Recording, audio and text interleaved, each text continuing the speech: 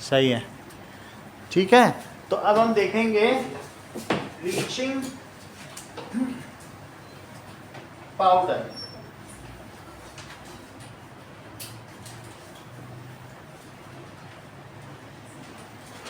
When Cl2 gas is passed through, okay, Cl2 gas इसी से बनी थी, और अगर हम ये CaOH होल ट्वाइस से पास कर दें, if Cl2 gas is passed through, okay, milk of line से कर दो, फार्मूला वही है, मिल्क ऑफ लाइन। जब भी आप चूने में पानी डाल देते हो तो इसमें CaO में अगर मैंने वाटर डाल दिया तो उससे CaOH होल ट्वाइस बनता है, लेकिन इसकी सॉल्युबिलिटी 0.001% है, और बाकी जो 99.99% है वो सेटल एट बॉटम होता है, और उसको मिल्क ऑफ लाइन कहते हैं। मिल्क ऑफ लाइन, मेरा कहने का मतलब है ये स्पेरिंगली सॉल्युबल है, ये आंशिक रूप से घुलनशील है। तो जो ऊपर तैर गया घुलनशील है विच इज सॉल्युबल, उसे कह देना लाइन वाटर। उसे क्या कहोगे? तो लाइन वाटर का भी वही फॉर्मूला है। और जो ये नीचे बैठा है उसे क्या कहोगे? ये जो नीचे बैठा है इसे कहोगे मिल्क ऑफ लाइन। ऊपर का पानी डिकेंटेशन से लुढ़का दो तो क्या तुम्हारे पास मिल्क ऑफ लाइन बचेगा? अब इस मिल्क ऑफ लाइन में Cl2 गैस जो उससे निकली है, एनोड में निकली थी कि नहीं, फिगर में दिख रहा है Cl2 गैस निकली, वो इसमें पास करो। So if Cl2 gas is passed through किससे? Milk of lime. और जो ऊपर मिला वो क्या बताइए? चूने का पानी, लाइन वाटर, दोनों का वही फार्मूला। नीचे भी बैठ सकता है तो ये तो बात होगी। तो क्या होगा? Then bleaching powder is formed, produced. Bleaching powder is produced. जैसे कि CaOH होल ट्वाइस, Ca में 2 OH हैं, इसने दोनों को क्या एक एक इलेक्ट्रॉन दे दिए तो इनके बीच इलेक्ट्रोस्टैटिक बॉन्डिंग होगी ना। वैसे तो होता ही ना आयनिक बॉन्ड में, भाई इसने 2 इलेक्ट्रॉन निकाले। कैल्शियम की वैलेंसी जानती हो, दैट इज कैल्शियम की 2 है, ये 20 होता है तो कैल्शियम 20th प्लेस पर आता है। तो ये क्या करेगा? 2 8 8 2, तो आउटर में मोस्ट में इसका कितने इलेक्ट्रॉन है? इसे 2 तो हटाना ही है। वैसे भी वो सेकेंड ग्रुप में पड़ता है, जो सेकेंड ग्रुप में है उसकी 2 वैलेंसी है, वो बाईवैलेंट कैटायन बनाएगा। जो सेकेंड ग्रुप में है वो हमेशा क्या बनाएगा बताओ? बेमक का सरबारा, तो वो Be2+ बनाएगा, Mg2+ बनाएगा, Ca2+ बनाएगा, स्ट्रांसियम 2+ बनाएगा, 12 बेरियम 2+ बनाएगा, बेरियम 2+। तो मेरा कहने का मतलब ये सब 2 देने वाले ना, सेकंड ग्रुप है तो बाईवैलेंट कैटायन है। तो ये इसने इसको दे दिया। अब बोलो मैंने इसकी रिएक्शन किसके साथ कराई?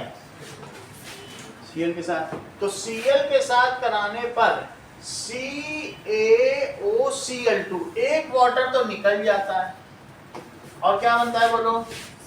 एक तरफ OCl और एक तरफ Cl। यही कैल्शियम ऑक्सीक्लोराइड है। इसमें जो प्रेजेंट ऑक्सीजन है इट इज हाईली अनस्टेबल। अगर तुम बाहर से 30 रुपए की डिब्बी आती है ब्लीचिंग पाउडर की, लेके सिर्फ खोल के रख दो तो भी मम्मी से डांट खा जाओगे, क्योंकि वो जानती हैं कि इसका सारा ऑक्सीजन निकल जाएगा और ये CaCl2 ही बन जाएगा। If it is just open, समझ में आ गई बात? तो क्या होगा बताइए? CaCl2 बन जाएगा और ऑक्सीजन निकल जाएगी क्या? ब्लीचिंग पाउडर में। ये किस काम में आता है? Bleaching powder is used as a decolourising agent. ठीक है। अब देखिए सबके घर में तो ब्लीचिंग पाउडर वैसे होता ही है, ठीक है। इसमें रखा भी देखेंगे, इसमें कहीं रखा होगा। चलो, तो ये जो ऑक्सीजन है ये क्या करेगा? ये कलर के साथ बाइंड करके उस कलर को उड़ा देगा। ओके, तो ये जो ऑक्सीजन है ये नेसेंट ऑक्सीजन। नेसेंट का मतलब है नवजात, अभी अभी पैदा हुई, अभी अभी तो निकली है। And however it is unstable, so it decolourises the colour. इसकी इक्वेशन देखो, सिंपल इक्वेशन जो बुक में लिखी वो क्या है, CaOH whole twice plus Cl2, यही चीज तो है। और क्या बनाएगा बताओ, CaOCl2 प्लस H2O। और इसमें जो उपस्थित ऑक्सीजन है यही डिकलराइजिंग एजेंट, सही है। इसका ऑक्सीजन क्या है, डिकलराइजिंग एजेंट ना।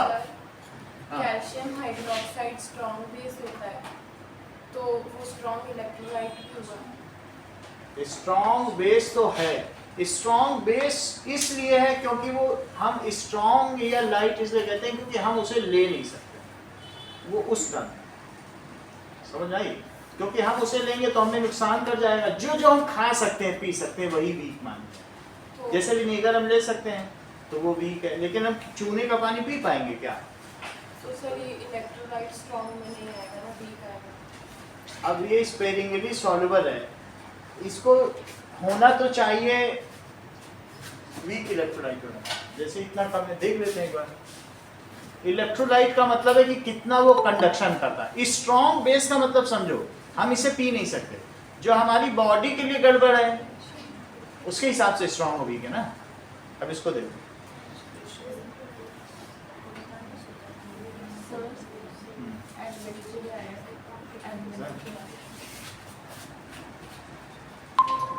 now calcium hydroxide is a strong electrolyte।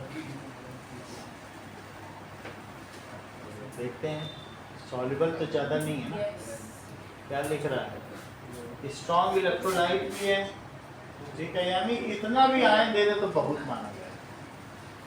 दोनों में स्ट्रॉन्ग इलेक्ट्रोलाइट भी, स्ट्रॉन्ग बेस भी। ध्यान दीजिए, एक होता है 10⁵ में 1, और ये कितने परसेंट है। अब इसकी सॉल्युबिलिटी भी देखो, क्या इसकी 0.01% है कि ये है, इसकी सॉल्युबिलिटी एग्जैक्ट देख लेते हैं ना। solubility of calcium hydroxide in percentage, तो देखो कितना कह रहा है, 0.16 है ना, इसमें कितने में परसेंटेज दे रहा, 0.16 तो ठीक ही है, यानी 100 में 0.16। सब निकालो, ये एसिटिक एसिड की लिखी 1 लाख में 1। अब इसकी भी देखें, क्या ये उतनी कम है जितनी वो है, ये कह रही कि ये तो बहुत कम टूट रहा है। लेट अस सी, इसको पहले अमेंड करो, इसको क्या लिखें बताइए, 0.16% तो कितना हो जाएगा, 99.84% हो गया क्या, सही है। अब देखो, इसका मतलब है 100 में कितना टूटा, दैट इज इन 100.16, या ये लिखें कि 0.16 इन 100, तो 1 कितने में टूटा, 100/0.16, तो कितना हुआ, 40/16 और 600 में 1। अब यह है 1 लाख में एसिटिक एसिड, तो वो वीक इलेक्ट्रोलाइट है। 1 लाख में 1 टूटना बहुत कम है, समझ आई बात कि नहीं।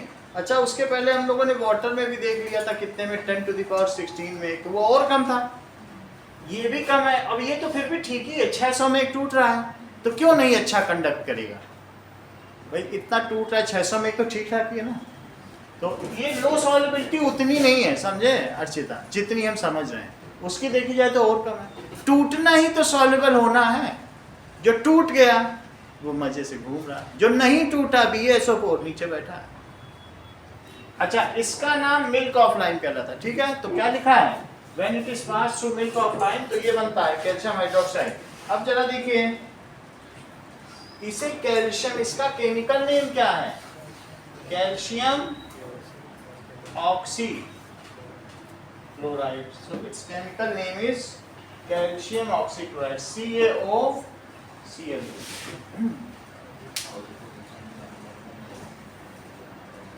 इसको किस काम में लिया जाता है,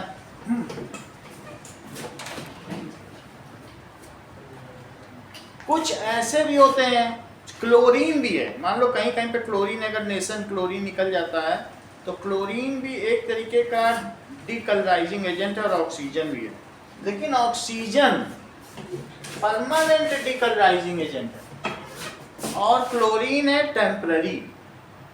समझिए, कभी कभी न्यूज़पेपर तुम लोग खरीदते हो, 1 महीने में पीला पड़ जाता होगा, रखे रखे पीला नहीं पड़ जाता, 1 महीने तो पुराना। लेकिन अच्छी मैगजीन खरीदो 100 रुपए वाली, तो क्या वो पीली पड़ेगी?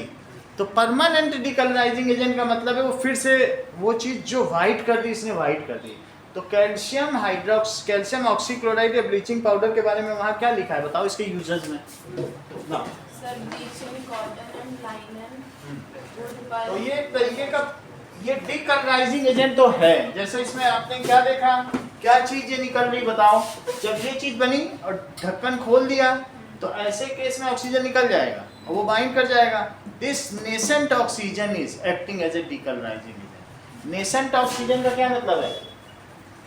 नेसेंट ऑक्सीजन, दिस इज नवजात ऑक्सीजन जिसकी लाइफ कितनी होती है? ऑक्सीजन इसकी लाइफ है 10⁻⁻8 सेकेंड। पानी में डालते ही ये कलर से बाइंड कर जाएगी और बाइंड करते ही बस उसको कलर उड़ा देगी। इसके कुछ यूजेस लिखे थे।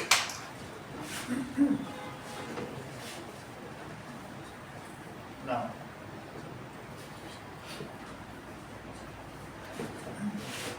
that is used for bleaching cotton and linen.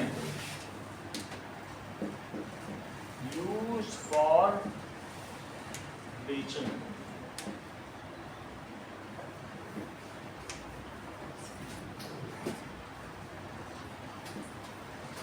Cotton की कोई चीज एंड लिनेन। ब्लीचिंग का क्या मतलब है? डिकलराइजिंग, उसका कलर उड़ा देना। कोई स्पॉट है उसे हटाना। जैसे हम लोग फेस का ब्लीच कराते हैं तो जो चेहरे के बाल हैं वो दिखते नहीं, वैसे ही है। अगला देखिए, bleaching of wood pulp. Paper भी है वो पीले रंग का होता है लेकिन सफेद हो जाता है, वुड पल्प। ओके, लॉन्ड्री में भी oxidising agent in many chemical industries it is used as oxidising agent. ध्यान दीजिए, अगर आपने CaOCl2 और वाटर ले लिया तो ये वाटर को क्या कर देगा? खुद तो CaCl2 बन जाएगा और इसको ऑक्सीडाइज करके हाइड्रोजन परऑक्साइड बना देगा, जो आंख की दवा है। H2O2 क्या होता है? दिस इज इस तरीके से आंख की दवा बाजार में आती है। वैसे आई ड्रॉप भी वही चीज है, यही है। तो H2O2 है, इसको क्या कहेंगे? Hydrogen peroxide. तो क्या ये किसी को ऑक्सीडाइज कर सकता है? जिसके पास ऑक्सीजन फालतू की होगी तो कर ही देगा, तो इसने उसको दे दिया कि नहीं? तो अब इसका फार्मूला क्या हो गया बोलो? HOOH, इसी को हाइड्रोजन परऑक्साइड। कहीं पर भी हाइड्रोजन परऑक्साइड आंख की दवा कहीं लगाओ तो स्किन चमक जाए, क्योंकि ऑक्सीजन से तो सब कुछ है। एक्स्ट्रा ऑक्सीजन अपने ऊपर डालो, स्किन में ग्लो आ जाए। सब ऑक्सीजन का ही तो ट्रीटमेंट है। तो ऑक्सीडाइजिंग एजेंट। इसी तरीके से ब्लीचिंग पाउडर की तरीके का ही कोई ना कोई केमिकल जब हम ब्लीच कराते हैं वो डाला जाता है, तो वो एक तरीके से कलर भी हटाता है और ग्लो भी लाएगा। ऑक्सीजन से ट्रीटमेंट से ही तो सब ग्लो है, नहीं? अगला देखिए, डिसइंफेक्ट ड्रिंकिंग वाटर। अच्छा, ये डिसइंफेक्ट कैसे करेगा ड्रिंकिंग वाटर में? इसमें जो ऑक्सीजन है वो बैक्टीरिया को कहेगी कि अब तेजी से मेटाबॉलिज्म करो। पानी में बैक्टीरिया रहते हैं, ऑर्गेनिक कंपाउंड भी भरा पड़ा है, लेकिन बैक्टीरिया क्यों नहीं खा पाते? ऑक्सीजन ही इतना नहीं है कि मेटाबॉलिज्म हो पाए। अभी तुमको फ्रेश ऑक्सीजन में पहाड़ों में भेज दिया जाए, तुमको 3 बार भूख लगेगी, दैट इज मेटाबॉलिज्म होगा ना। और शहरों में रहो जहाँ ऑक्सीजन कम होगा तो फिर मेटाबॉलिकली हमारा डाइजेस्टिव सिस्टम नहीं रहेगा। तो अब बताओ, अगर इनको एक डाइजेस्टर है, वास्तव में जब मैं बात कर रहा हूँ डाइजेस्टर की, तो वहाँ H2O2 ही डाला जाता है।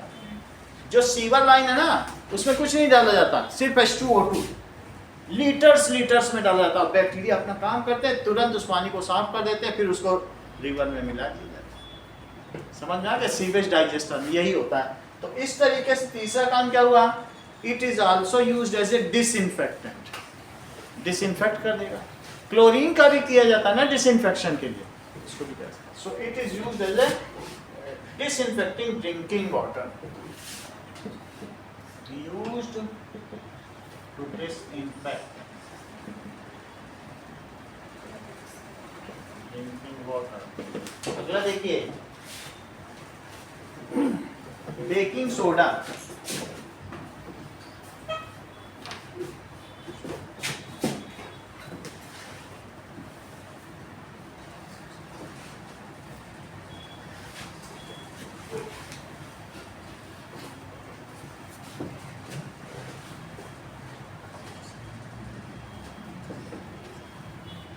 Baking soda, that is NaHCO3। Divya, baking soda और बेकिंग पाउडर में क्या कुछ अंतर है? बोलो अर्षिता। सर बेकिंग सोडा में जब कोई माइल्ड एसिड जैसे टार्टारिक एसिड ऐड करते हैं तो बेकिंग पाउडर यही baking soda is sodium bicarbonate. So baking soda, चूंकि इसमें सोडियम स्ट्रॉन्ग बेस है, और ये क्या है बोलो, HCO3 क्या है? HCO3 minus. This is weak acid. तो ऐसे बनने वाला सॉल्ट क्या होगा? बेसिक सॉल्ट होगा क्या? सो बेकिंग सोडा बेसिक सॉल्ट है, ठीक है। इसे बनाया कैसे जाता है, इसलिए सबके किचन में मौजूद होता है, ठीक है। तो अब ये देखें कि जैसे छोला पका रहे हैं तो इसको डाल दिया, कहते हैं सोडा डाल दो, छोला जो घंटों में पकना जल्दी पक जाएगा। किसी चीज़ को पकौड़े तल रहे हैं या कुछ भी बेसन से, तो क्रिस्पी बनाने के लिए आउटर सोडा जरा सा डाल दिया, क्रिस्पी हो गया। जरा सा सोडा डाल देने से भटूरा फ्लफी हो जाता है, और ना डाले तो नहीं होगा। तो इस तरीके से इसका बहुत काम है किचन में, इसके कमाल बहुत ज़्यादा है। पकोड़े को क्रिस्पी बना लिया, ब्रेड पकोड़े को सोडा डाल के छोला जल्दी पका लिया। इसको दूध में डाल दो और 5 दिन ना उबालो, छोड़ के चले जाओ छुट्टी, के पियो। तो ये क्यों? क्योंकि उसमें लैक्टिक एसिड नहीं बनने देगा। जो उसके अंदर बैक्टीरिया है ना, लैक्टोबैसिलस, उनको ये काम ही नहीं करने देगा। उनको एसिडिक मीडियम चाहिए, और तुमने दूध को क्या बना दिया, उसके पीएच को 6.5 से शिफ्ट कर दिया 8 पे। इसका जो पीएच है खुद का ही अपना बेसिक की तरफ है। So it shifts the pH of milk from acidic medium to basic. Now bacteria can not proliferate, उसमें वो रिप्रोड्यूस नहीं कर पाएंगे, और इस वजह से उसका जो लैक्टिफिकेशन या कर्डिंग है वो नहीं हो पाएगी। समझ में आ गई बात? किंतु इसके कई यूज़ हैं कि नहीं? पहले हम देखें ये बनाया कैसे जाता है, फिर इसके यूज़ देखें। How it is form. अगर हम NaCl प्लस वाटर, इसको तो ब्राइन सोल्यूशन कह दिया, तो क्या ब्राइन सोल्यूशन में कार्बन डाइऑक्साइड डालें और क्या डालें? Ammonia. So if in brine solution CO2 gas and NH3 ammonia gas is passed। इसके पास करने से क्या क्या होगा? देखिए, it is NH4Cl, ये सब है। हम H2O को HOH भी लिख सकते हैं, ऐसा भी लिखो, H2O लिखो चाहे HOH, एक ही बात है कि नहीं? और इसके साथ ये ले लो सारा, तो ये क्या बना बताओ? NH4Cl। और NH4Cl के बाद बच क्या रहा, ये भी देखिए जरा, NaHCO3, that is NaHCO3। जरा इस इक्वेशन को बोल के दिखाइए दिव्या। इक्वेशन ही बोलो, क्या क्या मिलाया गया, क्या बना?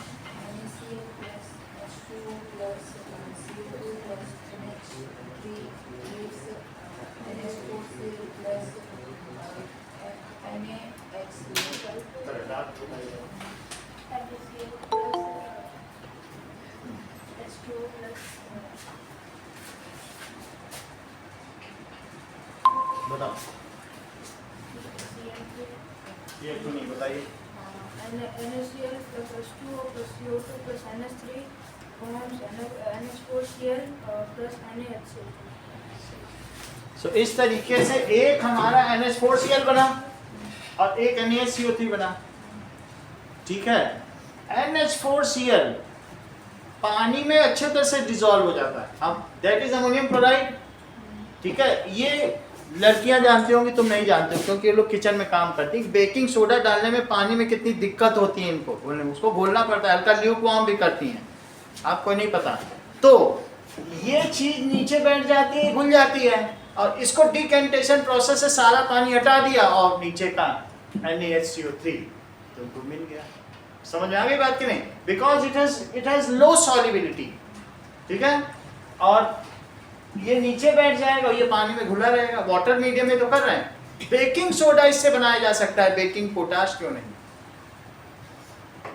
बताओ। क्योंकि बेकिंग पोटाश की हाई सॉल्युबिलिटी है, उसे अलग नहीं किया जा सकता।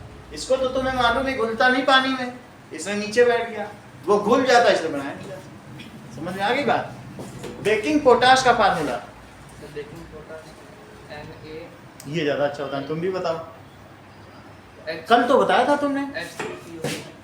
लो देखो, अब सही बता दो। देखो हमने बताया ना, पोटाश जब हो तो के लगा दो, है ना, और सोडा है तो Na लगा दो। समझ में आ गई बात कि नहीं?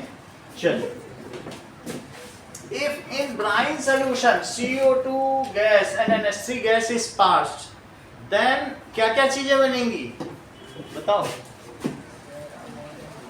Then ammonium chloride, which is water soluble, और and that is baking soda is formed.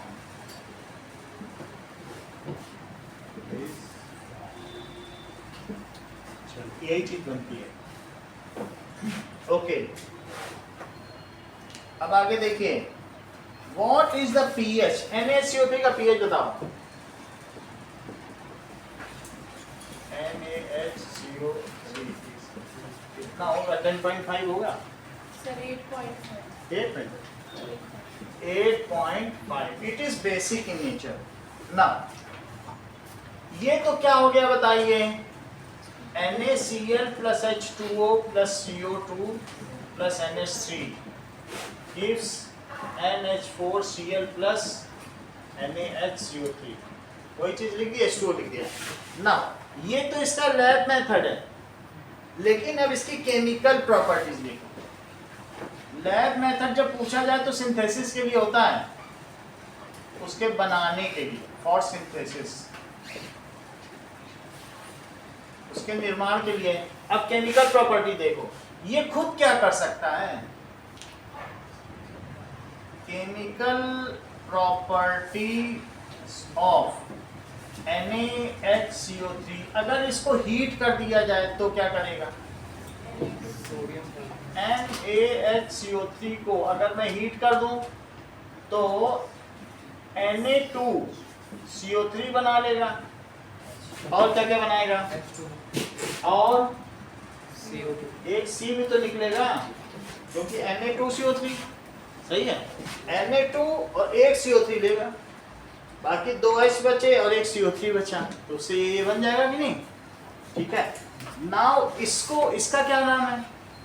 Sodium carbonate, sodium carbonate. ये ज्यादा अच्छा था, ये भी अच्छा था। इन लोगों ने कहा कि जो Na2CO3 है और 10H2O, उसका नाम है वॉशिंग सोडा, और वॉशिंग सोडा को हीट कर दिया तो क्या बना? Na2CO3 और प्लस 10H2O बना। क्या उसका वाटर ऑफ क्रिस्टलाइजेशन उड़ गया? इन्होंने बताया दैट इट इज नाउ, अब इसकी राख बची, सोडा ऐश। समझ में आया? इसका क्या नाम हुआ बोलो? Soda ash. ऐश का क्या मतलब है? राख। ये अभिषेक बच्चन वाली ऐश नहीं है, ये दूसरी है, राख वाली ऐश। तो इससे क्या बना? जैसा कि आपने बताया, it is now soda ash. ये क्या है?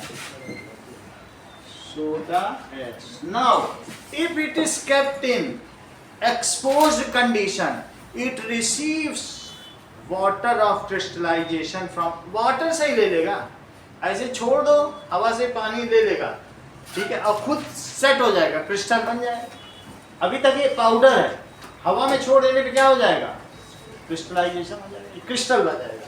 तो अब इसको तुम हवा में छोड़ दो, Na2CO3, और ये 10 वाटर मॉलिक्यूल लेके क्या बना देगा। अब इसका अमन क्या नाम हो गया, वॉशिंग सोडा। वॉशिंग सोडा का केमिकल नेम क्या है, तो सोडियम कार्बोनेट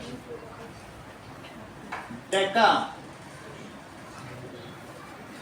हाइड्रेट। इसी को वॉशिंग सोडा या आपकी दादी लोग धावन सोडा, धोने का सोडा है ना ये, तो वॉशिंग सोडा, वॉशिंग सोडा करके नाम से पूछोगे तो कोई शायद ना जानता हो यहाँ का आसपास का जोड़ दो, लेकिन धावन सोडा मांगोगे सब दे दो, क्योंकि वो धोने वाला सोडा है। इसी के लिए हम इन लोगों को जो भी आते हैं लॉन्ड्री के धोने होते हैं, सोडा डाल के धोया है क्या, क्योंकि सबसे चीप अल्कली है, 10 रुपए किलो मिलता है। 1 किलो ले आएंगे और सारी बेडशीट धो देंगे और उसी में वो 10 दिन बाद फटने लग जाएगी, समझ आएगी नहीं।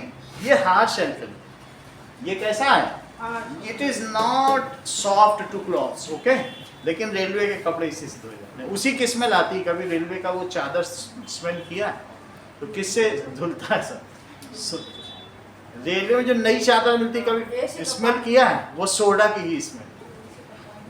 तो इसको क्या कहेंगे, धावन सोडा, क्योंकि वहां कौन साबुन करेगा, सस्ते से ही धोएंगे। चलिए अब देखिए, तो हमने ये केमिकल प्रॉपर्टी देख ली कि हम NaHCO3 से क्या कर सकते हैं, हीट करके, यहाँ हीट लिखो, इसको हीट करके सोडियम कार्बोनेट या सोडा ऐश बना सकते हैं। सोडा ऐश किस लिए कहा गया तुम्हें मालूम है ना, क्योंकि वाटर हट गया तो अब उसको उसकी राख कहेंगे नहीं। और सोडा ऐश को अगर expose to atmospheric condition it forms washing soda. सीधा भी ले आओ सोडा ऐश, पानी में तो जा ही रहा है, वहां अपना काम कर ही देगा। चलिए अब हम देखेंगे इसके यूजेस।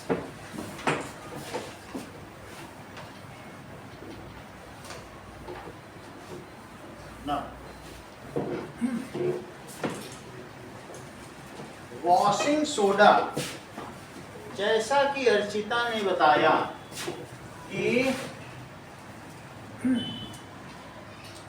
आप लोगों के समय में करीब ये 17 साल हो गए, 17 साल से ये पहले बेकिंग सोडा था, अब बेकिंग पाउडर है। 17 साल पहले ही ये इसकी हुई है खोज। हम लोग जब केक खाते थे ना, तो ये सोप है, वो कड़वा लगता था केक, और साबुन नहीं लगता था, और हम लोग उसी पे खुश रहते थे कि देखो फ्लफी है ना। अब जरा इसमें सोचो कि इसी को डाल दिया हमने केक में, और केक में डालने के बाद जब वो CO2 उसमें से निकला, आटे में डाल दो ना इसको, और CO2 से उसमें कैविटी बन जाएगी तो स्पॉन्जी होगा कि नहीं, और स्पॉन्जी, लेकिन उसमें साबुन पड़ा है बिटर बिटर। Na2CO3 क्या है, तुम जो डिटर्जेंट खा रहे हो, हम डिटर्जेंट ही तो खा रहे हैं उसमें। तो हम लोग जब केक खाते थे तो कई बार केक खाने के बाद किसी को लूज मोशन हो रहा, किसी को तब भी खाते रहते थे। क्यों, अब उस समय तक तो ये सुविधा ही नहीं थी, तो उसमें सब। अब ये कैसा अल्कली है तो तुम जानते ही हो, जिससे रेलवे की चादर धुलती है, वही केक में पड़ता था, और हम लोग बेकिंग सोडा से खाते थे। ज़्यादा सोडा का इस्तेमाल करने से, अब जैसे आप कहोगे कि पकोड़े भी तले जा रहे हैं, उसमें तो बेकिंग सोडा पड़ रहा है, लेकिन जो तेल है वो एसिडिक नेचर का होता है, वो उसको काट देगा। लेकिन जो ये केक बनते हैं उसमें तो कोई ऐसी चीज़ इसको काटने वाली है नहीं, तो इसलिए भटूरा भी एसिडिक है। भटूरे में डाल दो सोडा, बेकिंग पाउडर ना डालो, सोडा ही डाला जाता है, तो ऑयल इज एसिडिक। बात समझ में आती है कि नहीं, उसको कट कर देगा और अपना ये इफेक्ट देता रहेगा, लेकिन केक में नहीं होता।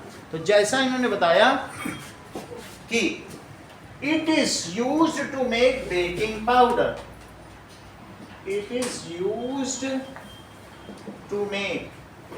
अच्छा, बेकिंग पाउडर किसके लिए इस्तेमाल होता है बताओ। बेकिंग पाउडर हमें पता होना चाहिए।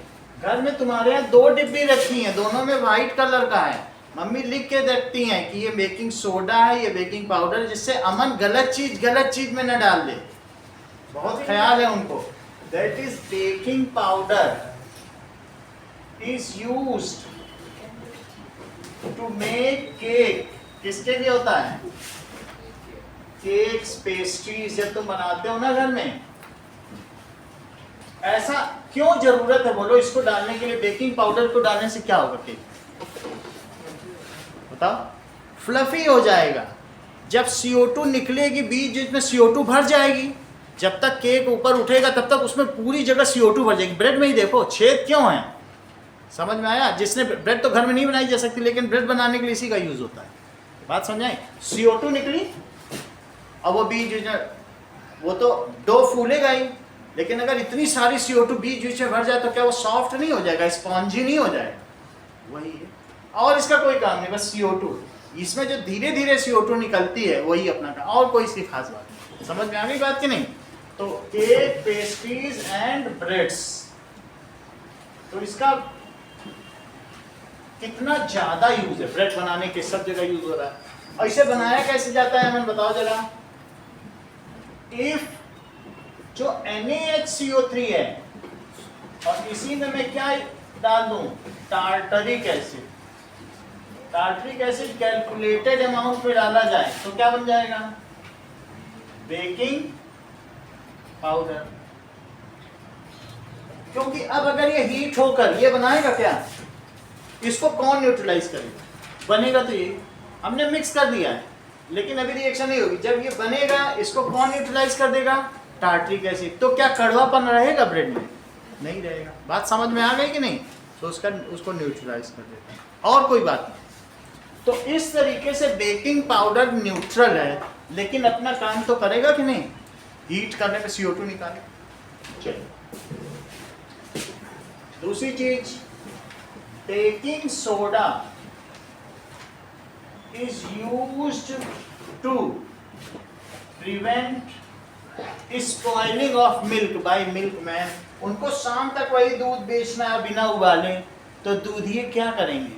क्या उसमें बेकिंग सोडा नहीं डाल देंगे? It is used to prevent spoiling of milk by milkman.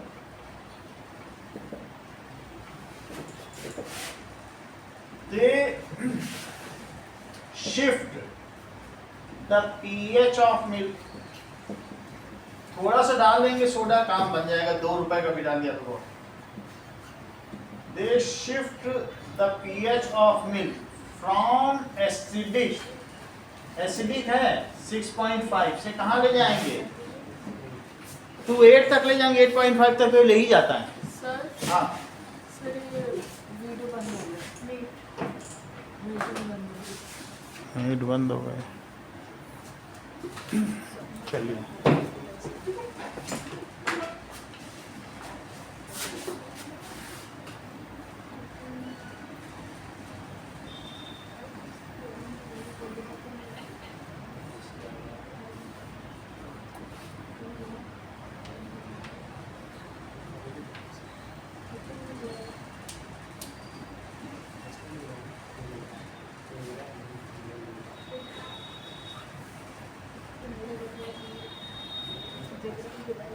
अभी बंद हुआ ना।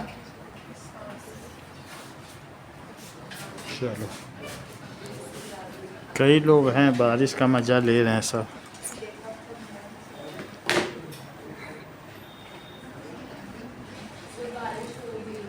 हो रहे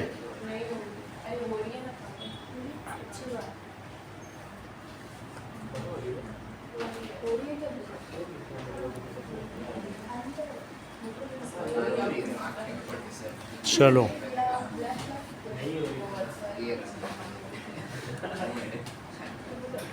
नाउ ओके। चलिए, तो ये इससे क्या कर देगा? पीएच को कहां बदल देगा? From acidic to basic. और अगर बेसिक हो जाएगा, अब देखो जो लैक्टोबैसिलस बैक्टीरिया, माइक ऑफ है सर, आपका माइक ऑफ है। माइक, हाँ, नाउ एम आई ऑडिबल? अभी ठीक है, ठीक है।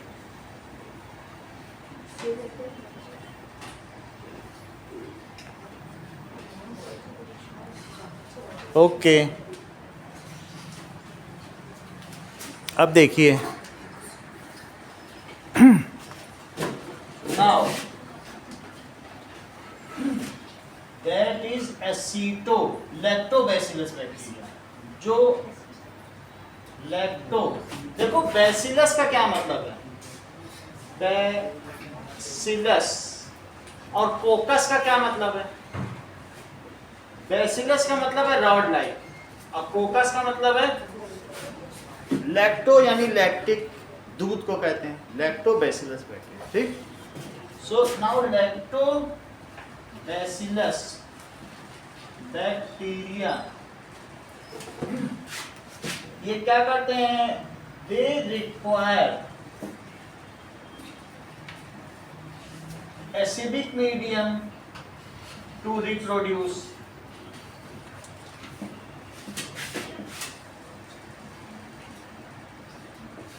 So this prevents the use of baking soda, prevents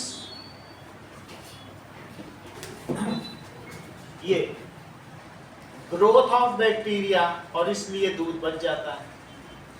growth of bacteria and milk get save. Milk कैसे बच जाता है बताओ। कर्ड फॉर्म में हमने बताया पीएच के बदल जाने से ही सब कुछ होता है। हमारी बॉडी में तुमको बताया ना होम्योस्टेसिस होती है, जरा सा पीएच इधर उधर हो जाए तो हमारी बॉडी में भी कोएगुलेशन हो जाए, चीजें जमने लग जाए। ऐसे ही दूध में जरा सा वो एसिडिक होता है ना बैक्टीरिया की वजह से, दूध जम के पनीर बन जाएगा। नहीं तो नींबू डाल के देख लो, नींबू डालोगे तो एसिडिक हो जाएगा, और फिर उसको तुम दूध उस पर चढ़ाओगे तो सारे प्रोटीन उसके हड़ताल कर देंगे, और क्या पनीर नहीं बना देंगे। वही चीज हमारी बॉडी में। तो अगर वो खट्टा ही नहीं होगा तो क्या मिल्क का पीएच ही जब मेंटेन, पीएच क्या है कि अगर एसिडिक होगा तो कोएगुलेशन होगा। तो मिल्क में इसमें क्या होता है, वो खट्टा नहीं। समझ में आ गई बात कि नहीं। अगला देखो, भर गया। अगला देखिए,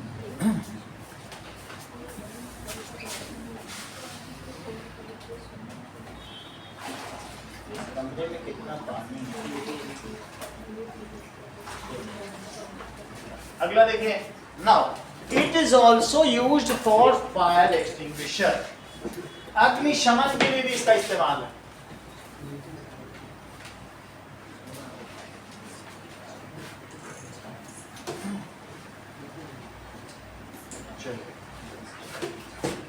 तीसरी चीज, baking soda is used to make soda acid extinguisher।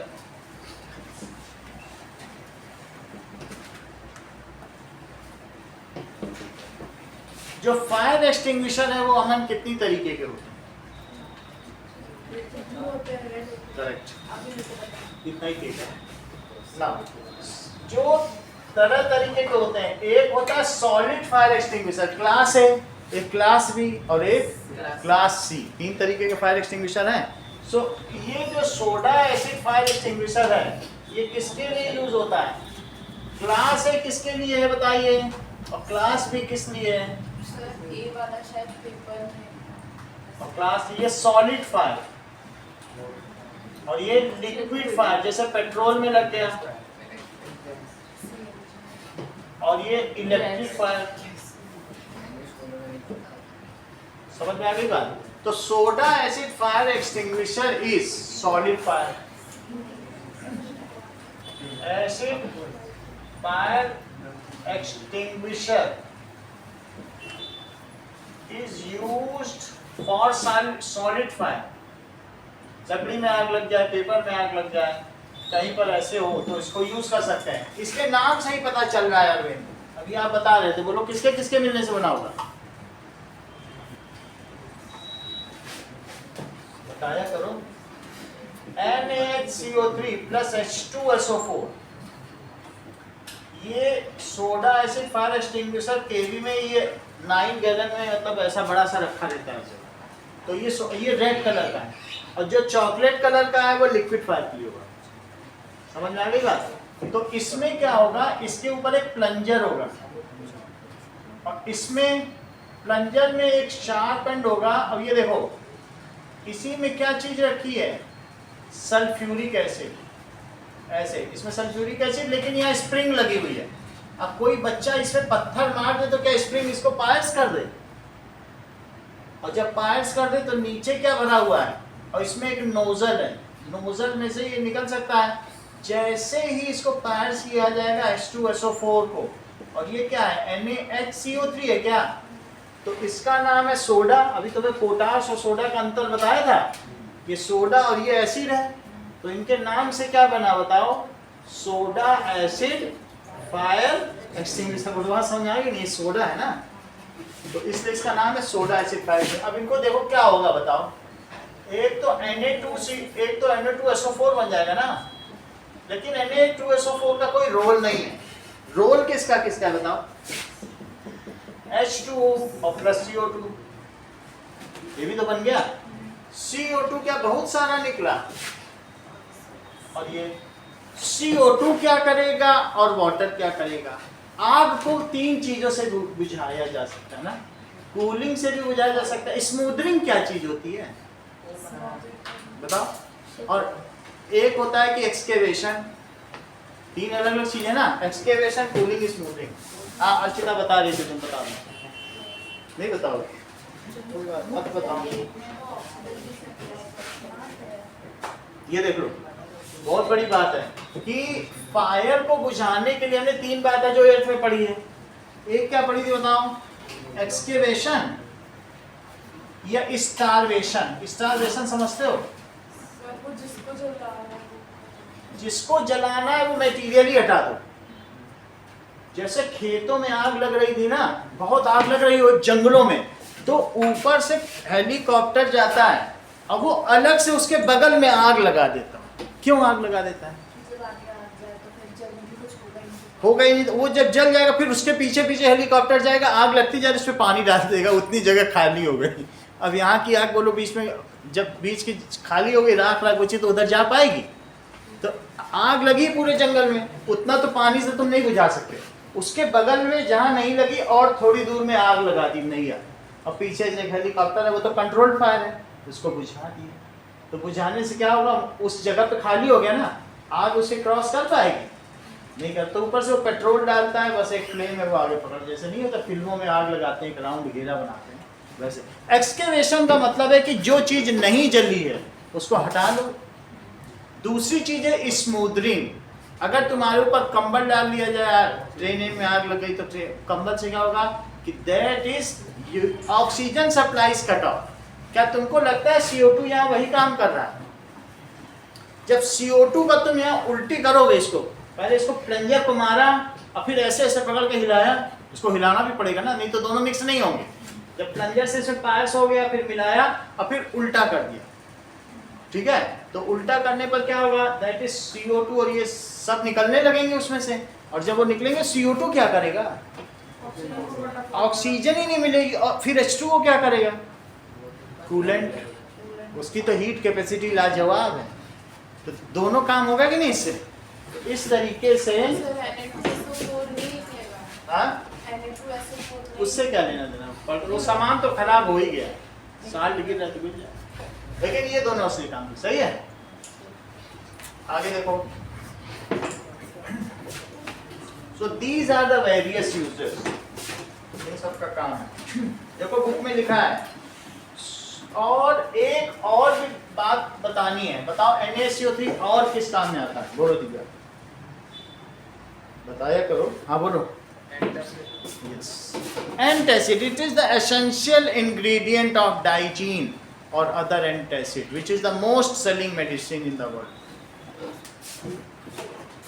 It is used as antacid. NaCO3 के बारे में कह रहे हैं। NaHCO3 is essential ingredient of most of the antacids. Example, Digene, Eno, जितने भी तुम्हें मालूम हो या प्रचार देखते हो, सत ईसबगोल, ओके। तो अभी हम लोगों ने इसके चारों चीज समझ ली, एंटासिड हो गया, सोडा। अब ये देखो, नेक्स्ट इज वॉशिंग सोडा, जिसको धावन सोडा भी कहते हैं, नाम से ही पता चल रहा है, धोने के लिए तो धावन soda. Now washing soda, its chemical name is Na2CO3 10H2O, sodium carbonate decahydrate. It is washing soda. जब Na2CO3 में 10H2O मिल जाता है, अगर आपसे कोई कहे इसको बनाओ, so what is the method of synthesis, कैसे बनाएंगे? Na2CO3, उससे भी पहले, उससे एक स्टेप बुक में नहीं लिखा, लेकिन लिखना। NaHCO3 को हीट करते हैं। Yes, वहाँ से। हाँ? So if method of preparation,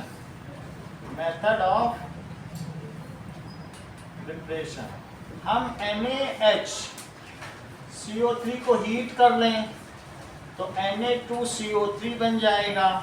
हाँ, आदमी और भी कुछ निकलेगा कि बस यही बनेगा?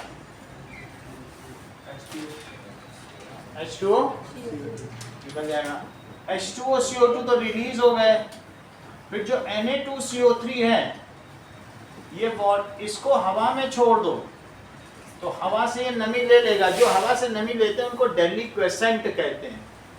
अब चलो देखिए, जब ये नमी ले लेंगे, these are absorbing the necessary water of crystallization, और खुद क्रिस्टल में बदल जाएगा। तो देखिए इस बात को, वाटर ऑफ क्रिस्टलाइजेशन के बारे में अलग से लिखा, तो ये बन जाएगा वॉशिंग सोडा। अब देखिए,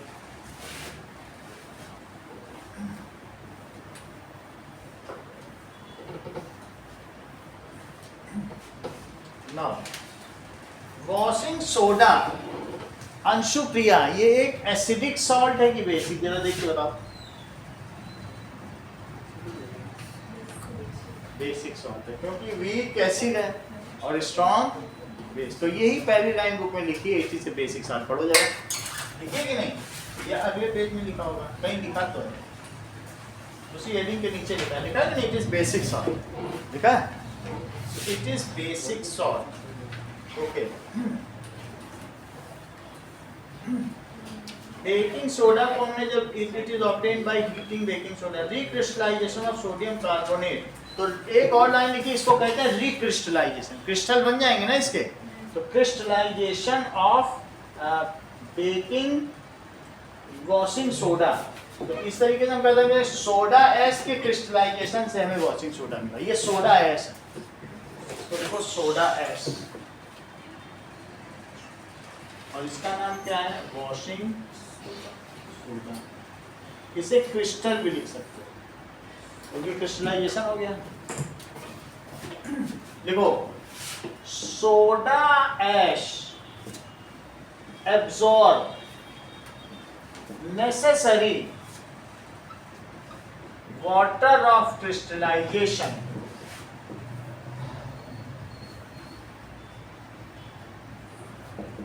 from air and get crystallized, वो क्रिस्टलाइज हो जाएगा। इसका यूज क्या है?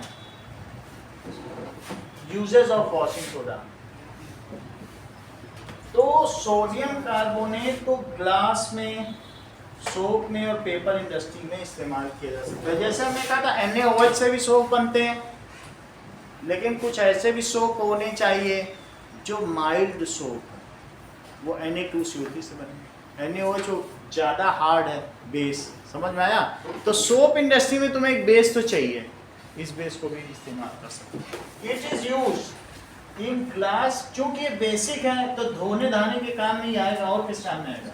ग्लास इंडस्ट्री में, सोप इंडस्ट्री में, पेपर इंडस्ट्री। ग्लास कुछ नहीं है, राजस्थानी लोग बनाया करते थे। अभी जाके देखो, ये मेहरानगढ़ में मोती महल बना है, तरह तरह के ग्लास। वो कुछ नहीं करते थे, जैसलमेर की जो बालू थी ना, बालू को पिघला देते थे, थोड़ा सा सोडियम डाल दिया, थोड़ा सा कोबाल्ट, तो हरा कलर का ग्लास, निकिल डाला, कुछ नहीं, बालू को पिघला के जरा सा मेटल डाल दो, मिला ग्लास। ठीक है, it is the silicate, metal silicates. जब मैं तुमसे कहूं कि Na2SiO4, यही तो ग्लास है, सोडियम सिलिकेट, एल्यूमिनियम सिलिकेट्स, और SiO2 बालू, ये मिट्टी SiO2 ही तो है, सिलिकॉन डाइऑक्साइड। क्या? हाँ, SiO2 है, इट इज ऑक्साइड। अभी तुमको बताया नहीं था हमने, न्यूट्रल साल्ट SiO2 है, ये लिखा था क्या? वही तो है ये, वही चीज। देखो कितना अच्छा है, उसी से क्वार्ट्ज बना लिया। देखो क्वार्ट्ज भी हमने आपको दिखाया, ये बालू ही तो है, ये देखो बालू से हमने क्वार्ट्ज बना लिया। हमने आपको बनाया, इंसानों ने।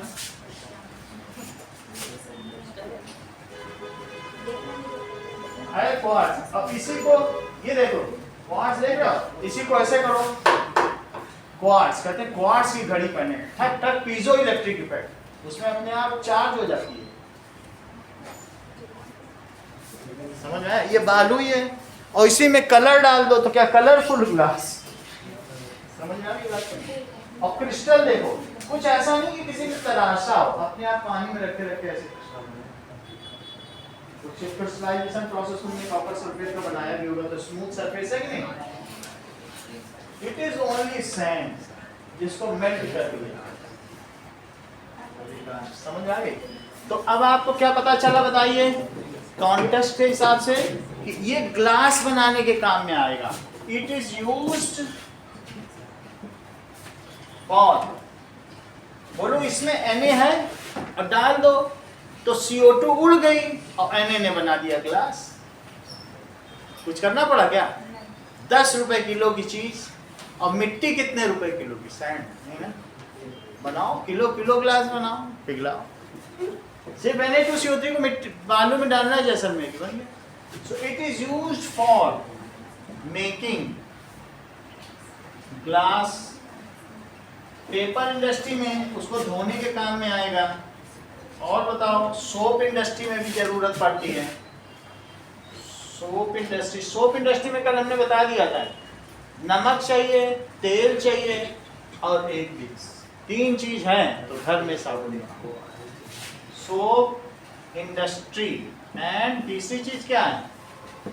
Paper industry. पेपर इंडस्ट्री में भी गुड़ को धो के सफेद कर दिया था। दूसरा देखो, it is used for making borax. Used for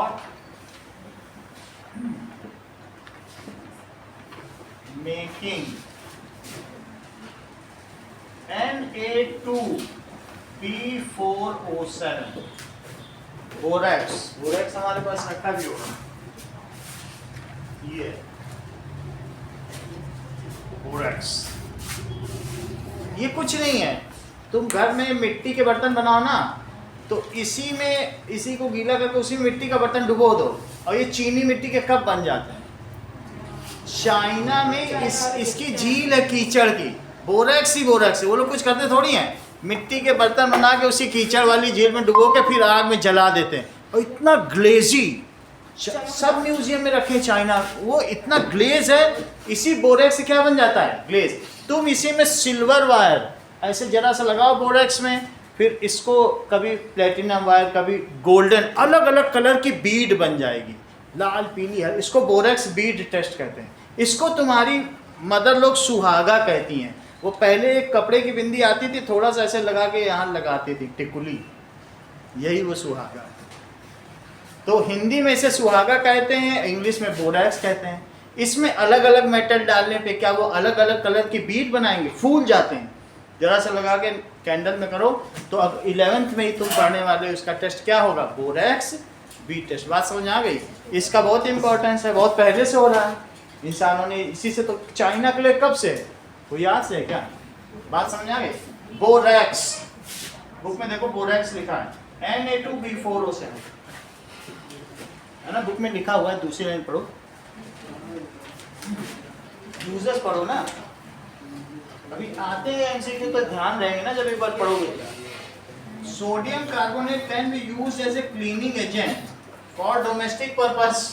जो तुम्हारे यहाँ का धोबी है, तुम्हारे यहाँ के कपड़े इसी में धोता है। It is used as a cleaning agent. या तुम्हारे स्कूल के बाहर टॉयलेट के बाद बोरे में भरा है, वो छिड़क के धो देता है, इसी से तो धुलता है। So it is used as cleaning agent. वैसे ही जमीन की वॉशिंग के लिए है, लेकिन कपड़े भी धोए जाए। It is used. तुम धोबी को पकड़ सकती हो सिर्फ स्मेल करके, अगर रेलवे वाली स्मेल आ रही तो उसने चीटिंग की। सही है। It is used as cleansing agent, as cleaning agent for domestic purpose.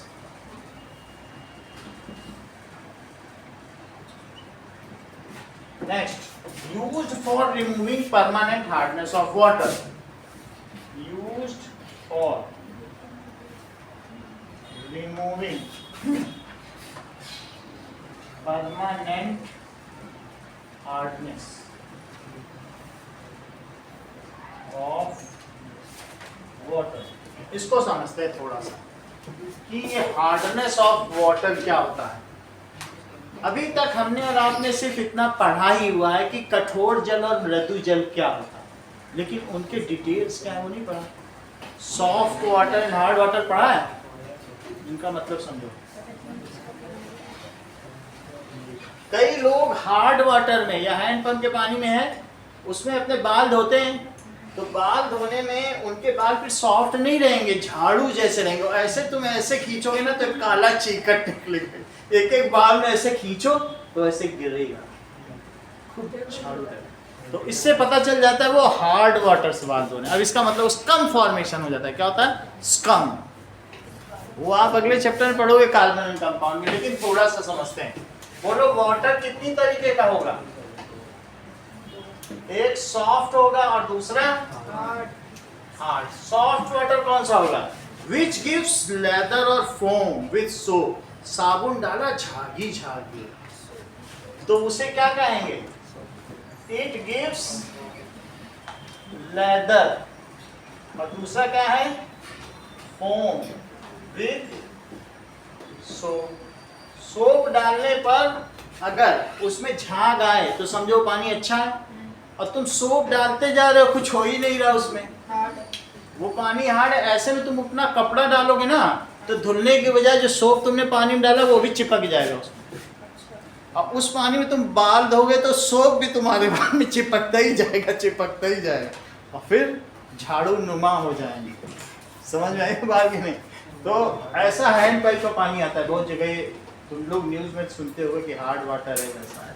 तो hard water does not give leather और फोम, ये झाग ही नहीं देता चाहे जितना साबुन डालो। इसका रीजन अभी देखेंगे। It does not give leather और foam, ये कुछ भी नहीं देता। अच्छा, हार्ड वाटर दो तरीके का है, एक टेम्परेरी हार्डनेस है और एक परमानेंट हार्डनेस। हार्डनेस और एक है permanent hardness. The hardness which can be removed, कभी पानी को बॉईल किया तो उस पर एक पतली सी लेयर आ जाती है ठंडा होने के बाद, उसे हटा दिया जाता है। ऐसा हार्ड वाटर में होता है। वो हार्ड वाटर क्या है? कार्बोनेट्स की या और दूसरी लेयर्स होती हैं। जो हार्डनेस बॉइलिंग से दूर की जा सके, उबाल लो और फिर साबुन डालो, झाग ही झाग देगा। जो बॉइलिंग से दूर की जा सके वो टेम्पररी है, और जो बॉइलिंग से न दूर की जा सके उसके लिए कौन आएगा सामने? Sodium carbonate. अभी लिखा है ना, वॉशिंग सोडा आएगा कि नहीं? इसके बारे में 4 नंबर का सवाल आता है, लेकिन वो हम तुम्हें कार्बोनेट कंपाउंड में पढ़ेंगे। बात अभी आ गई थी थोड़ी बता, लेकिन इतना जान लो, जो बॉइलिंग से दूर की जा सके उसे टेम्पररी हार्डनेस, जो केमिकल ट्रीटमेंट से दूर की जा सके उसे परमानेंट हार्डनेस। तो इसको किस केमिकल से तुम ट्रीट करोगी? Sodium carbonate. और लिखा है कि नहीं बुक में? Permanent hardness. It can be removed by boiling. It can be removed. इसके बारे में बहुत कुछ दिया है अगले चैप्टर में, सोप एंड डिटर्जेंट एक चैप्टर ही है ना, कार्बन कंपाउंड की लास्ट हेडिंग, उसमें देखेंगे by chemical treatment.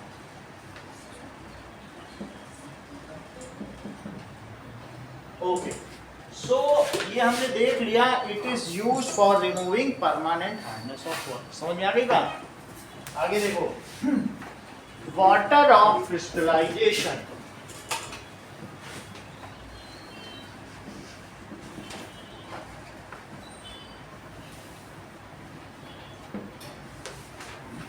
Water of crystallisation कुछ चीजें देखो, जैसे CuSO4 है, इसको एटमॉस्फेयर में छोड़ दो तो हर एक मॉलिक्यूल 5 CH2O लेता है, और वो क्या करता है बताइए? It get crystallise. जैसे हमारे पास कॉपर सल्फेट था, धीरे धीरे इसे छोड़ा गया तो फिर ये क्रिस्टल बन गया। अभी तो इसमें रस्ट लग गया, ग्रीन रस्ट, लेकिन फिर भी क्रिस्टल का पार्ट दिख रहा है। तो इस पहले ये कैसा रहा होगा? CuSO4 कैसा रहा होगा? किस कलर का रहा होगा? मतलब पाउडर तो रहा होगा ना, लेकिन कलर बताओ। CuSO4 कैसे रहा होगा? वाइट। बहुत अच्छा। जब इसने वाटर ऑफ क्रिस्टलाइजेशन लिया तब इसमें कलर आया, ये देखिए, ठीक है। ये देखो हमारे पास CuSO4 ये रखा हुआ है, CuSO4 5H2, इसमें भी लाइट जलती है, लेकिन जब जला देता हूँ इसका सारा वाटर उड़ जाता है, व्हाइट हो जाता है। बच्चे मानते ही नहीं कि कॉपर सल्फेट ब्लू कलर का। फिर बाद में पानी डालो थोड़ा थोड़ा, तो फिर 2-3 दिन बाद फिर ब्लू होता है। तो हमने लाइट ही बंद कर दी, क्योंकि ये तो नहीं कि बच्चे तो नहीं समझेंगे, उनको इतना बड़ा वर्ड बता दो वाटर ऑफ क्रिस्टलाइजेशन, समझ पाएंगे क्या? तो ये वाटर ऑफ क्रिस्टलाइजेशन, अगर इसको गर्म कर दिया जाए तो क्या होगा बताइए? इसका कलर कैसा चेंज हो जाएगा? White. It loses its water of crystallisation. और इसी में पानी डाल दो तो क्रिस्टलाइज हो, कैसा बन जाएगा? बात समझ आ गई कि नहीं? तो सम आयनिक कंपाउंड से, आयन ही तो है CuSO4, सॉल्ट है ना, some salt take necessary water molecule from atmosphere. ये दिख रहा है कि नहीं? Crystal. Okay, so these take necessary water molecule from atmosphere and get crystallized. This is known as water of crystallization. जरा देखो, CuSO4 5H2O। चंद्रशेखर, इसका क्या कलर है? इसका क्या कलर है?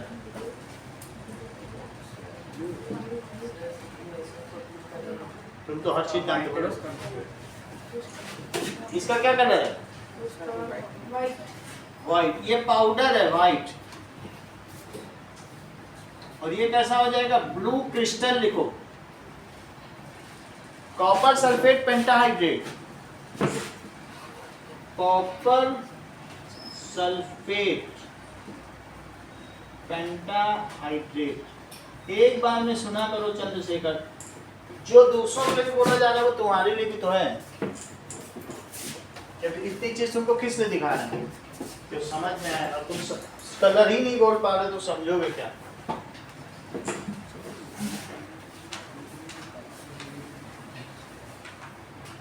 ओके, अब देखो MgSO4 प्लस 7H2O, इनके नाम भी याद रखिएगा। इसका क्या नाम है बताओ? निक नेम बताओ ना।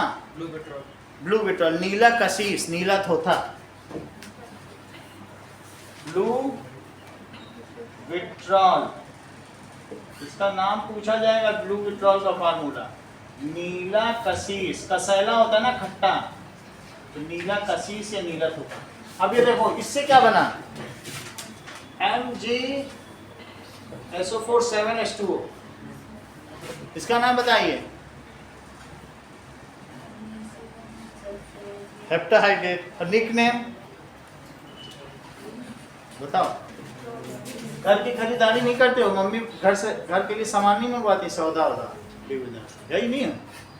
तो सब बिग बाजार में रखा रहता है एप्सॉम सॉल्ट। ये सब झींगा मछली जब बनाती हो तो पकाते समय यही सी फूड, सी सॉल्ट तो डालती हो क्या? घरेलू नमक डालती हो?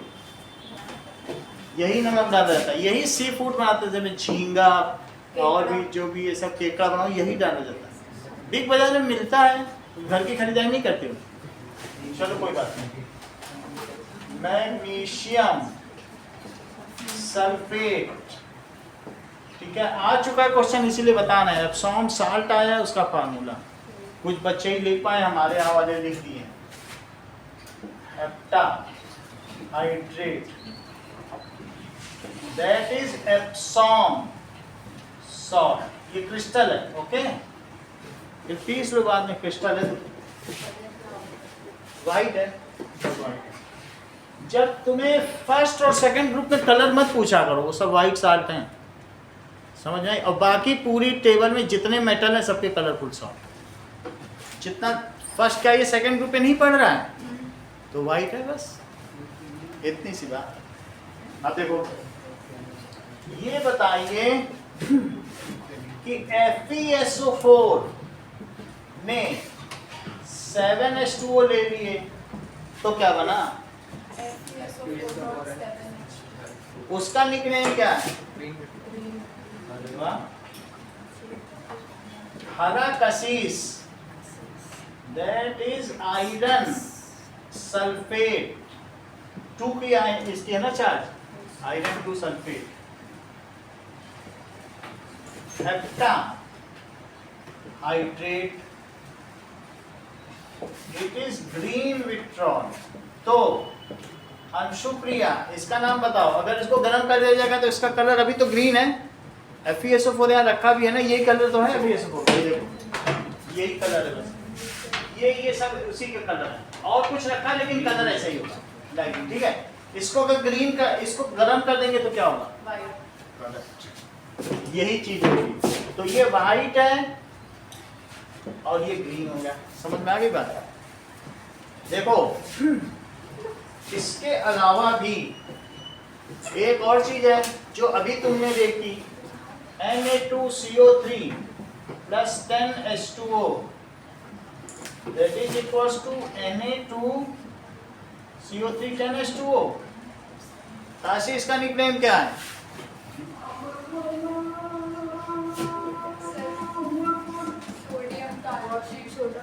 Washing soda. तुम थोड़ा दिमाग को रेस्ट क्यों नहीं देती? थोड़ा आराम लो। चलिए, अब ये देखिए, CaSO4 half H2O plus C/2H2O। इसके बारे में बताओ दिव्या, ये क्या चीज है और इससे बनेगा क्या?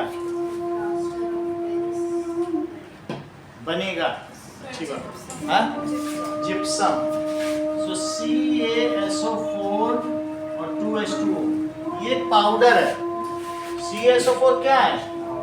कैल्शियम सल्फेट हेमीहाइड्रेट, आधा वाटर है तो हेमीहाइड्रेट है, और ये कैल्शियम सल्फेट बाईहाइड्रेट। देखो, ये POP है,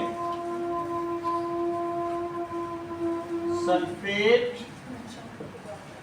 हेमीहाइड्रेट। ये एक तरीके का पाउडर तुमने घर में ऊपर देखा है, सब डिजाइन बनती है। किसी का हाथ पैर की हड्डी टूट जाए तो उसके क्या होगा, बोन के सेटिंग के लिए इसको जस्ट लगा देते हैं, 5 मिनट में वो सेट हो जाता है। तो इसमें थोड़ा पानी इसको दिया जाए तो ये हार्ड मास बन जाएगा। It is very hard substance. इसी से स्टैचू बनते हैं, गणेश की प्रतिमाएं जो ये सब बनती हैं, उसी से बनते हैं ना, टॉयज बनते हैं, डेकोरेटिव आइटम्स बनते हैं, घर की पुट्टी उट्टी होती है। तो बिल्डिंग मटेरियल में इसका इस्तेमाल होता है, फिल्म इंडस्ट्री में इसका बहुत इस्तेमाल होता है। तो दिस इज, इसका क्या नाम है सुजैन? सही, it is gypsum. Gypsum, it is calcium sulphate dihydrate, calcium sulphate dihydrate. अब जरा देखो,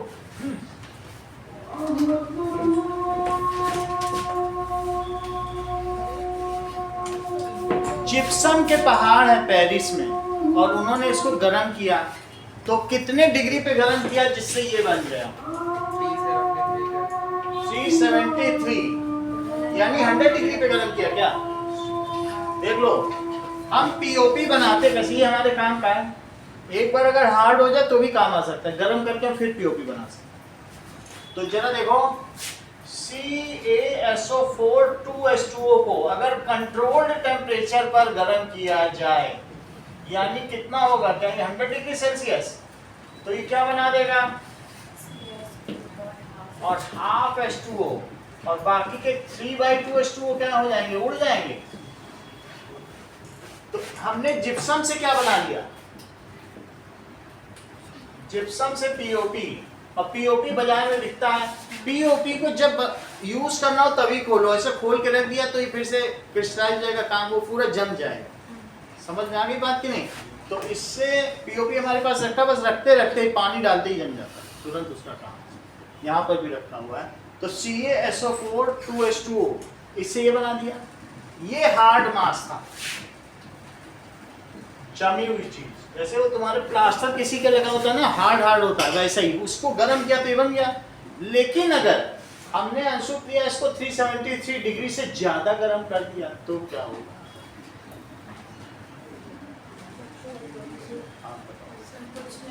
ये ज्यादा करे आप लोग,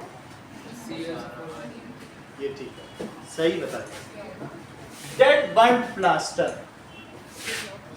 CaSO4 2H2O, अगर इसको मैंने गर्म किया ज्यादा टेम्परेचर पर, तो क्वेश्चन पूछा जाता है फिर ये किसी भी काम लायक नहीं हो सकता, इसे कचड़े में फेंक दो। 2H2O, इसको कहेंगे बर्न्ड प्लास्टर। ठीक है, देखो बुक में लिखा हुआ है, वही चीज पढ़ लो। ठीक है, बर्न्ड प्लास्टर या डेड बर्न्ड प्लास्टर, दोनों ही लिखे जाते हैं। So if gypsum is heated above 100 degree Celsius या 373 Kelvin, then it loses its all water of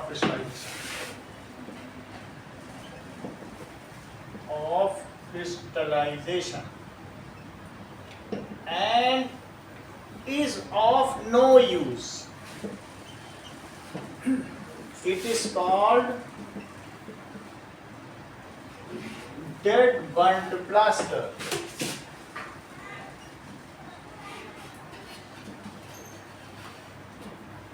इसको dead burnt plaster कहेंगे। Now, प्लास्टर ऑफ पेरिस तो ये बना दिया हमने, लेकिन प्लास्टर ऑफ पेरिस का उपयोग भी देखो। ये तो प्लास्टर ऑफ पेरिस ऐसे बनता है। If controlled amount of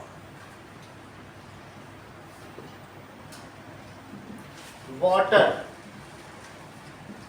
is added, ज्यादा पानी तो फिर वो जम नहीं पाएगा ना, उसे चाहिए जरा सा पानी।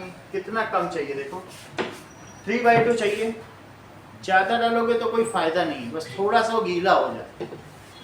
तो कंट्रोल्ड अमाउंट ऑफ, जैसे डो टाइप हो जाए, added to POP plaster of Paris, then it sets in 5 minutes. अगर ये 5 मिनट में जम जाएगा तो सुझाएंगे क्या बना देगा। प्लास्टर ऑफ पेरिस के जम जाने से क्या बनता है, मान लीजिए POP है, उसमें पानी डाल दिए तो क्या बनेगा, gypsum, which is hard substance. समझ आया? बड़े बड़े स्ट्रक्चर बन जाते हैं, इसे घर की डेकोरेशन बन जाती है। तो जब POP में पानी डालोगे तो क्या बनेगा, इट बिकम्स एज जिप्सम। और ये भी 10 रुपए में मिलता है क्योंकि ये घर का मटेरियल है। So it is for making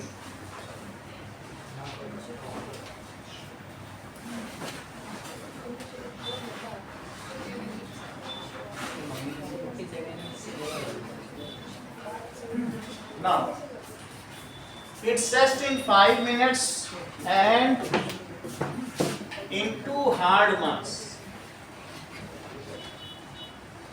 called gypsum। इसीलिए POP को हम किस किस चीज के लिए इस्तेमाल करते हैं। It is used for bone setting, for making sculpture. Sculpture इसी से क्यों बनाए जाते हैं, ये ज्यादा अच्छा बता। कह रही है कि जब ये सेट होता है तो उसका वॉल्यूम 5% बढ़ जाता है। तो जिस खांचे में डालोगे ना वहाँ बिल्कुल वो खांचे से जाके चिपक जाएगा किसी चीज़ का वॉल्यूम बढ़ता हो, और इतना सुंदर स्ट्रक्चर बनाएगा जैसा सांचा होगा। ऐसे तुम डालोगे तो क्या सब जगह भर जाएगा, हवा ट्रैप हो जाएगी। लेकिन पीओपी डालने से इसका सबसे बड़ा रीज़न क्या है, वो कितना बढ़ जाता है 5%। लेकिन वो 5% ही बहुत कारगर है ना। तो जो स्टैचू बनकर आते हैं क्या वो उतने ही सुंदर होंगे जितना उसका केस होगा या फर्मा होगा। सो जिस भी हम इसको उसमें सांचे में डालेंगे, ओके, मोल्ड, जिसको मोल्ड भी आप कह सकते हो। So in whatever mould we put this POP, it exactly makes the same statue, okay. तो इसलिए इसको किस में यूज करेंगे, सीमेंट वेमेंट भी कर सकते हैं, लेकिन सीमेंट से वैसा थोड़ी ना बनता है जैसा इससे बनेगा। तो यूजेस लिखो पीओपी के, uses of POP. It is used as building material,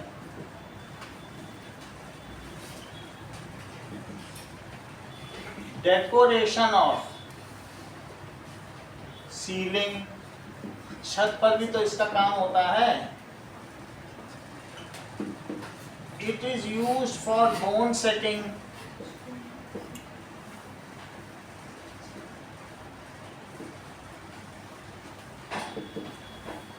it is used for making statues, और भी डेकोरेटिव आइटम बनते हैं, जितने फ्लास्क और ये सब बनते हैं पीओपी के तो बनते हैं। तुम बड़े बड़े हाईवे में जाओ, किनारे पे बहुत सारे लोग बना के नहीं रखे रहते हैं, वो सब पीओपी यूज कर रहे हैं। अभी दिखा देते हैं, लेकिन ये फोन अब इसमें लगा हुआ है। तो स्टैचू बनते हैं and decorative items.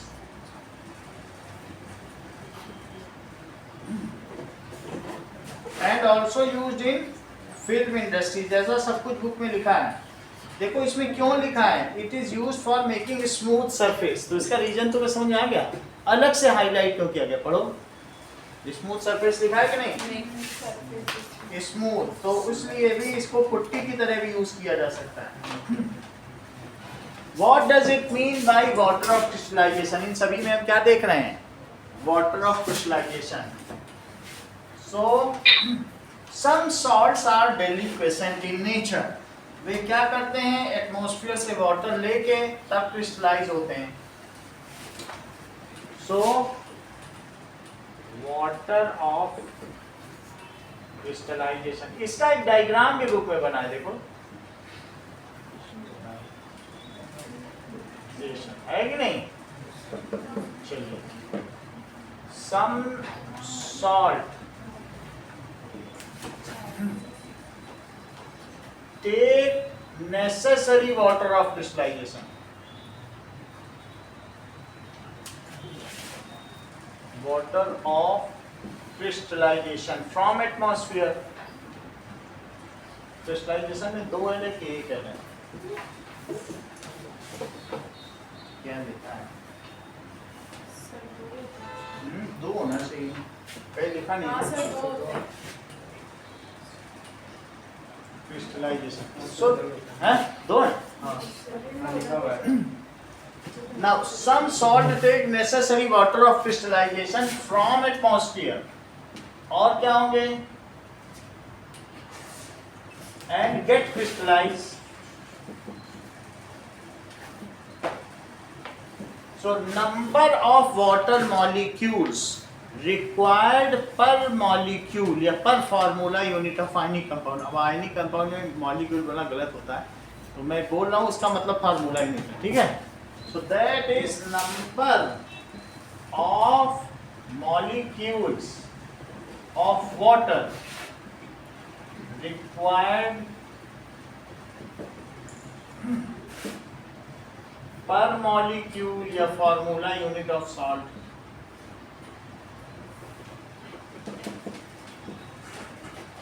is called water of crystallization। For example, कि water of crystallization of CuSO4 is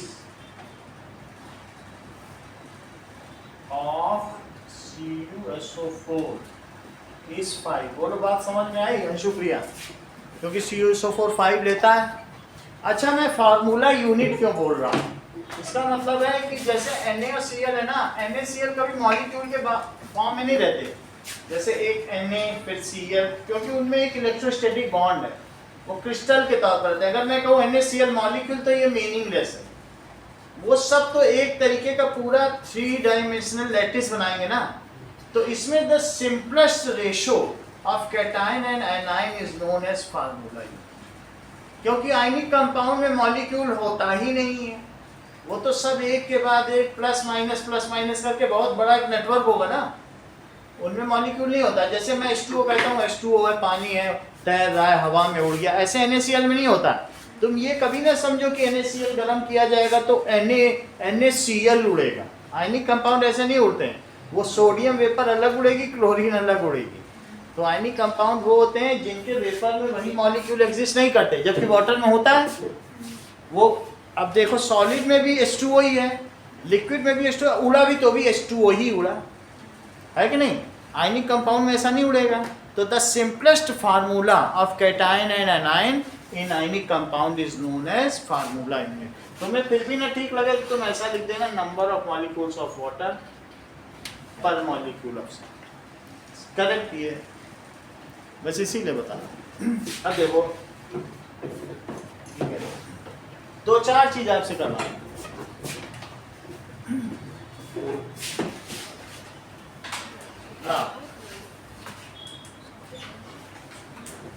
right chemical equation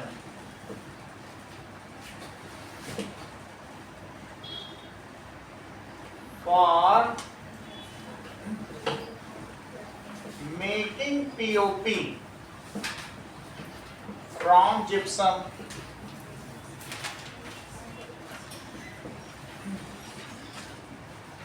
ठीक है, making gypsum from POP।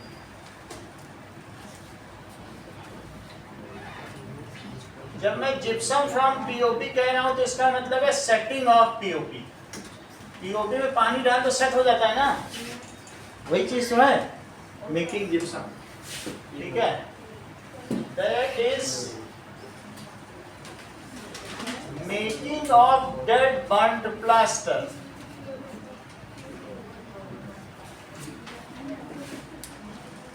Synthesis of baking soda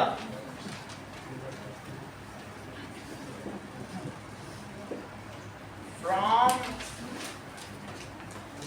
baking soda to soda ash, from soda ash to washing soda,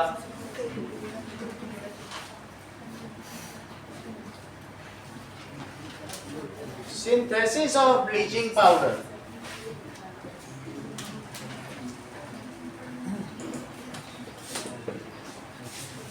synthesis of bleaching powder। Now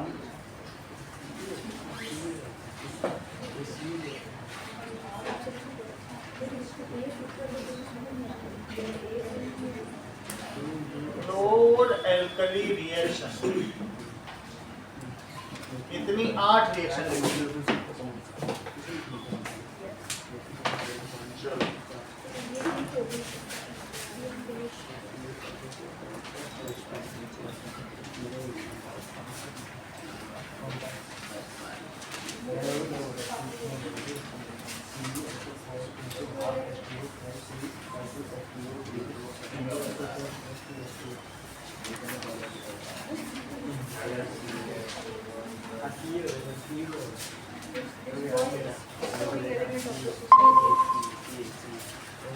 Okay, now thank you to all of you. Okay, sir.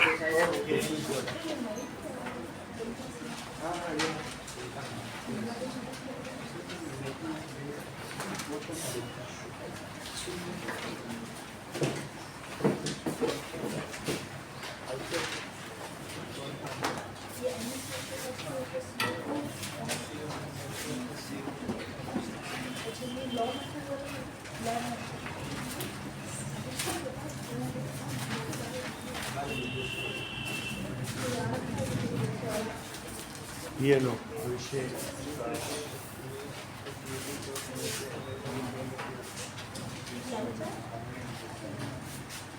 Sunday को best है सोनम का काशी अंशु प्रिया